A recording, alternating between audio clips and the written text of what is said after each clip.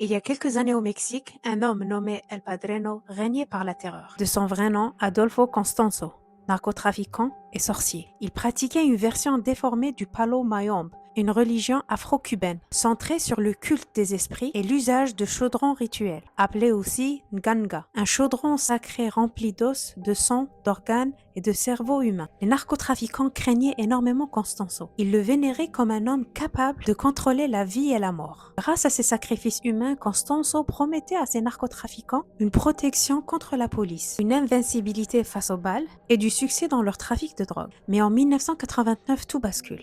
Un jeune étudiant américain nommé Mark Kilroy est en vacances au Mexique. Après une soirée au bar, il disparaît mystérieusement. Selon les témoignages, un pick-up s'arrête devant lui. Un groupe d'hommes descendent du véhicule pour lui demander un chemin, mais ce n'était qu'un leurre. Ils le kidnappent et l'emmènent dans un ranch isolé nommé le Rancho Santa Elena. Constanzo prémédite cet enlèvement. Il est convaincu que la souffrance renforce ses rituels vaudous. Pendant presque 24 heures, Mark a subi un véritable cauchemar. Il a subi des tortures physiques et psychologiques atroces. Il a été torturé, battu, violé pour le préparer à un sacrifice. Car pour lui, plus le jeune homme résiste à ses souffrances, plus le rituel gagne en puissance. Et là vient la partie où je détaille les sévices que Mark a subis. Donc, âme sensible s'abstenir. Il commence par amputer ses jambes. Après cela, il utilise un fil de fer qui le fait entrer au niveau des jambes. Il insère profondément pour qu'il aille au niveau de la colonne vertébrale afin qu'il puisse récupérer les os sans qu'ils se brisent et les utiliser comme talisman.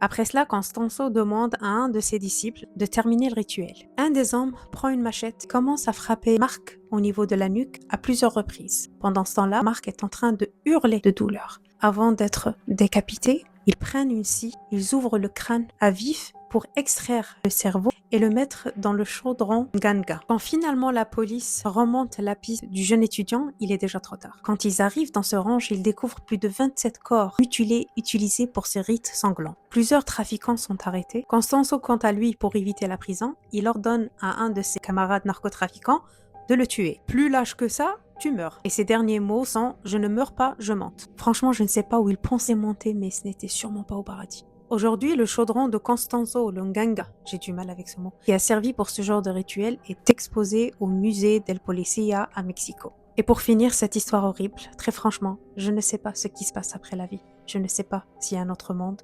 Je ne sais pas s'il y a un paradis. Mais j'ose quand même espérer que de là où il est maintenant, Mark a pu trouver la paix, car personne ne mérite une telle souffrance.